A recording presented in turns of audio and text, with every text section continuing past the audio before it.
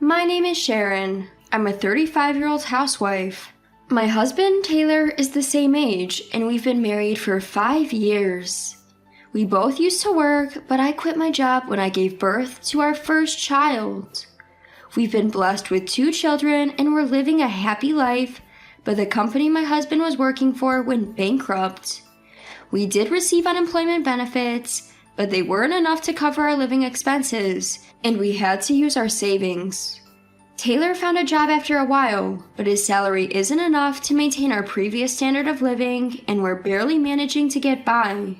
I've been wanting to get back to work, but I've been struggling to find a job. During interviews, they always express concern about me not having a backup childcare plan in case of emergencies, since my parents live out of state. I also can't work while my children are still in their gradual entry period at daycare, and that's also been another problem.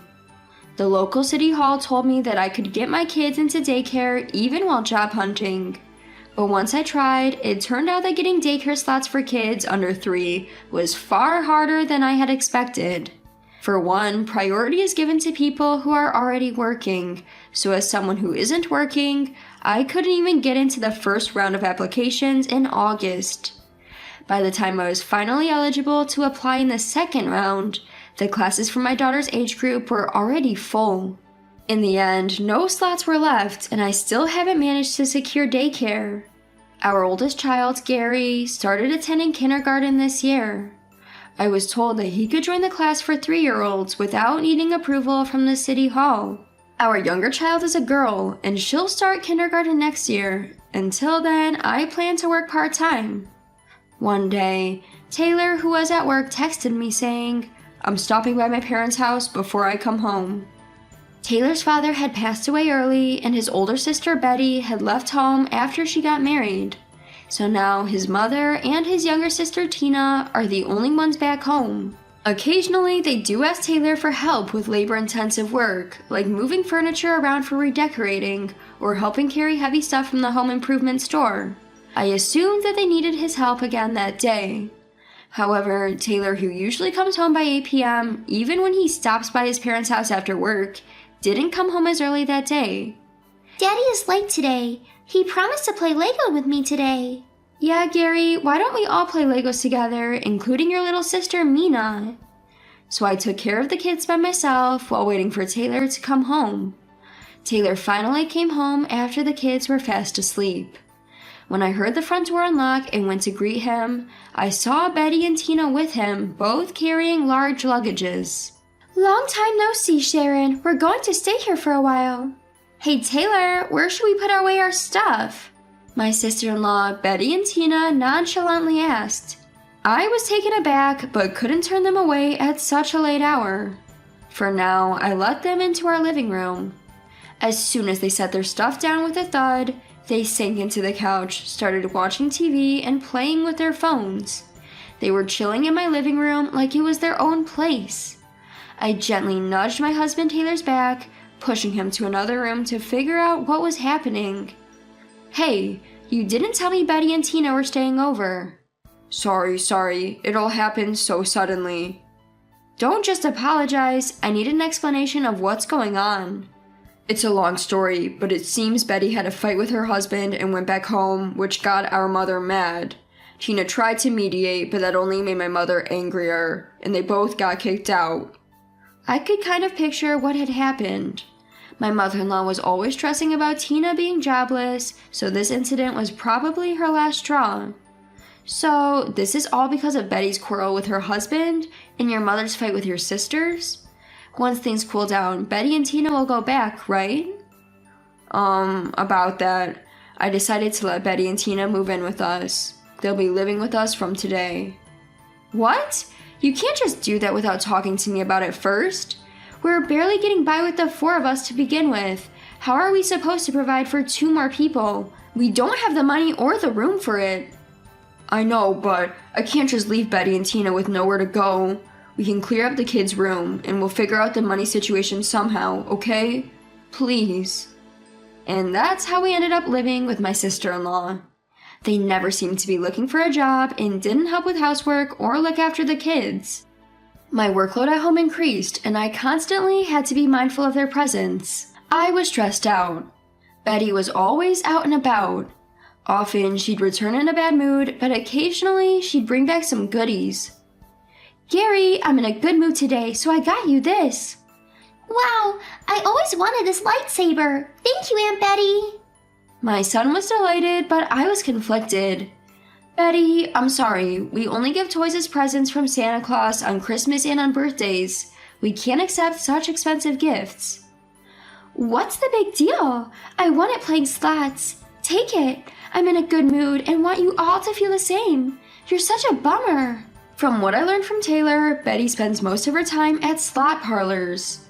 Her gambling was the reason for her fights with her husband and, by extension, my mother-in-law. Perhaps because of Betty's influence, she'd give toys and candies on a whim or lash out when she was in a bad mood. My son seemed to be becoming more selfish. I was worried that Betty was negatively influencing my son and daughter. On the other hand, Tina, who's unemployed, claims to be an aspiring YouTuber. Tina, my other sister-in-law, is always loud, singing and dancing without being mindful of our neighbors. Hey Tina, this isn't like your mom's house where you lived before. We're living in an apartment. Can you please stop with all the noise? What? Did someone complain? Not yet, but we might get complaints any day now. We need to be considerate of others here. Why should I stop when no one is complaining? I'm an aspiring artist, so I need to practice and stream. Gary and Mina's crying is much more annoying. You should do something about that instead of coming for me. No matter how much I warn her, she never listens. Soon, we started receiving complaints from neighbors like, please stop blasting loud music, please don't sing at night, and we understand the kids making noise, but we'd like adults to keep it quiet. Tina was being loud today as well. I knocked on her door, but she didn't respond. Being left with no choice, I opened the door. Tina, I told you already to stop making noise. I've got complaints from our neighbors now. Then Tina glared at me. How dare you interrupt me while I'm streaming? But Tina, don't call my name, just leave. My daughter Mina, startled by Tina's yelling, started crying. Ugh, you guys are the loud ones here. Please make her shut up. All I could do was try to calm down my sobbing daughter. Even though I'm the one who has to apologize for the complaints, Tina neither improves her behavior nor shows any signs of remorse, leaving me at my wit's end. When Mina finally fell asleep from crying, the intercom rang. I opened the door, dreading another complaint, but this time it was a mailman. The package, which seemed to be from an online shop I've never heard of, was for Tina. Although I couldn't open it, I was curious about what she had bought. It turned out to be from some expensive brand. The feminine dress Tina often wears seems to be from the same brand. While I'm unable to afford much for myself, I felt sick to find out that my jobless sister-in-law was spending a fortune on clothes. If my sister-in-law continued to splurge like this, there's no way we can make ends meet. Since my husband Taylor is the one giving the money, I grew concerned and decided to talk to him. Don't you think Betty and Tina are spending too much? Gambling and buying expensive dresses, where's all this money coming from? They're not borrowing from sketchy places like loan sharks, are they? Don't worry. They're not borrowing money from such places, and I can handle our finances. Just stop worrying. Taylor insisted everything was okay and seemed to be arranging money from somewhere. To be honest, I was hoping that my sister-in-law would go back to their parents' home soon, but I was enduring the situation for now. And so, one day, about a month after I started living with my sister-in-law, I got a text from a friend from high school that she had a baby, and I decided to gift her some money for my personal savings. Before I got married, I lived at my parents' home and was able to save up about $4 million, including my bonuses, which I had originally intended to use for my wedding. However, my mother told me, don't use the money you saved before you got married. It's important to have some in case for an emergency. So I left it untouched. Although I was saving it for building our own house in the future, I wanted to spend some money for my friend's celebration. Even though we were financially struggling, I couldn't just not gift her anything, so I decided to withdraw a little amount from my savings. But I just couldn't find my debit card, which I thought I had kept safe with me. For a moment, I thought it might have been stolen, but my passbook and seal are still there, so it didn't seem like a thief had ran through our place. I thought I must have misplaced it myself, so I decided to search for my debit card later and in the meantime, go to the nearest ATM and withdraw some money using my passbook. When you make a passbook withdrawal, it automatically records it, but the passbook didn't come out for a while and it kept printing something. As the machine noise went on and on, I started to get a bad feeling. Finally, the recording finished, and as I suspected, my balance had decreased and there was only about half of the original amount left. When I checked the withdrawal history, I could see that the money had been withdrawn several times after my sister-in-law arrived. Seeing that, I was sure it was my husband Taylor's doing. Since the money was originally intended for our wedding fund, of course Taylor knew about my savings. I had the same PIN for all my bank accounts, and there was a time when I told Taylor the PIN so that he could withdraw some money from a different bank account shortly after I gave birth to my child. I guess he must have remembered the PIN I told him then. I reached my limit when I found out that Taylor was covering the living expenses of my sister-in-law with my savings and decided to consult a lawyer. The lawyer told me, "It's hard to take legal action because theft among relatives is exempted. However, all savings before marriage are personal assets, so you can recover the depleted savings separately from the property division and alimony when you get divorced." He said the bank could suspend my debit card, so I called them and they were very helpful and immediately put a stop to it. I told my parents about this, that I couldn't go on with Taylor, and that I was firm in my decision to divorce. My parents seemed incredulous about what Taylor and his sisters had done. Even so, they said, "If you're going to get divorced and come back, we'll always welcome you," which I found very reassuring. Next, I called Taylor's family. "I'm having trouble because Tina and Betty came to my house, and with Taylor, they're doing whatever they like. I'm getting complaints from the neighbors about Tina's band practice, and it's poorly affecting my children as well. Even though we're financially struggling, Taylor's giving money to Betty and Tina, and I found out that they were using my personal savings from before I got married." Hearing my words, Taylor's mother sighed deeply. "After not hearing from them for a while, I thought they were doing well, only to hear this. I'm really sorry about all this. They are truly a hopeless bunch. It's my fault for raising them this way. You can kick those three out right away, and I'll make sure they repay you for the money they've taken." "No, it's not your fault, mother-in-law. I'll get the money back from Taylor himself. Can you keep this a secret for a while?" "I understand. However, can I tell Betty's husband about this? Apparently, they had an argument over Betty's gambling habit, which is why she moved back in with me, and now her husband keeps contacting me." Agreeing to my mother-in-law's suggestion, she informed Betty's husband about her whereabouts and the situation. Betty's husband then wanted to hear the story directly from me, so we arranged a phone call during his break. "I'm really sorry for the trouble my wife had caused you. I don't know how to apologize." At the beginning of the call, Betty's husband apologized to me. According to him, Betty had started going to the casino with her friends and got hooked after winning big with her beginner's luck. At first, he had hoped she would lose interest and quit, but instead she began to dip into their living expenses when she ran out of her own savings. This led to a fight and she had returned to her parents' home, and now he found out that she had also taken my money. He was utterly disappointed in my sister-in-law. Thus, both my mother-in-law and Betty's husband came to support me. It would have been best if they were present during the discussion, but since I had already blocked my debit card, it was only a matter of time before my husband found out. As a result, I decided to have a talk with him that night. After the children went to bed, I approached my husband who was watching TV in the living room. "I need to talk to you." "Hey, what's up now? Is it about my sisters again?" Instead of answering, I put the bank book of my savings from before marriage on the table. "I was going to send a gift to my friend, but I noticed that my debit card is missing. Do you know anything about it?"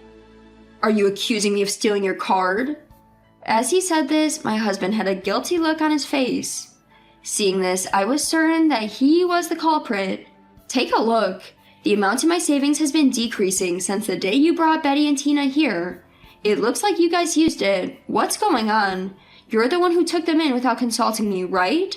Didn't you say you'll cover their expense on your own?" In response, my husband snapped back. Hey, it's just borrowing some money from our joint account, right? We're a family, so we're supposed to help each other out. I'm disappointed you're so heartless. If you want to argue, let's get a divorce. I've been waiting for you to say that. Huh? It might not be a crime to steal money within a family or a married couple, but it's a different story if we're getting a divorce. The money you guys spend is from my personal savings account, not from our joint account. Since we're getting a divorce, I'll have you pay back the amounts you guys spent. What? Wait, you're joking, right? Calm down. I won't wait. You bringing up divorce just to have things go your way? That's called emotional abuse. We're getting divorced, and I'm also going to demand compensation for all of your abusive behavior so far. My husband argued, but the next day, I packed my belongings and returned to my parents' home. Afterwards, I proceeded to handle the divorce through my attorney. My husband ended up burdened with substantial debts due to the division of assets, compensation for emotional abuse, and repayment of spent savings. On top of this, he has to pay child support until our 2 children turn 18. His sister Betty also received a divorce notice from her husband, citing her reckless spending. She is being sued for compensation as well. Tina, his younger sister, was sued in a civil court for continuously ignoring complaints from her neighbors. The 3 of them, in desperation, went to their mother pleading, "Mom, please help us." "You guys have the nerve to come back? I've never seen such disappointing children. We're severing our ties today. Never show your faces to me again." "But, Mom..." Cut off even by their own mother, my ex-husband and his sisters were cornered and at a loss. I returned to my parents' home and my son transferred to a kindergarten around here. While my mother took care of my daughter, I started working. Just as I was getting used to my new job, my ex-husband, Betty and Tina came to my parents' home, begging for money and asking to let them move in with us. All 3 of them came together once every 2 or 3 days. Of course I avoided meeting them in person. They all pleaded over the intercom, "Please keep this between us and don't tell Mom and the others." Worried of getting into another trouble, I recorded the intercom footage and also took videos with my phone. I compiled these video files and sent them to their mother, my former mother-in-law. I added a note, "They're still coming after us. I hope you can do something about them." From my former mother-in-law, I received only an apology and a promise that she would take care of it. She was enraged, so I'm guessing all 3 of them had a rough time with her coming after them. Also, their betrayal of each other came to light, which would probably lead to their downfall. I'll leave the rest to your imagination. As for me, while I may have my children feeling lonely at times, our living conditions have definitely improved. I can afford my own things and I am able to live and enjoy my life now. My children are emotionally more stable than when we lived with my ex-husband and his siblings, so I'm glad we got a divorce. From now on, I will continue to cherish this peaceful life I have now.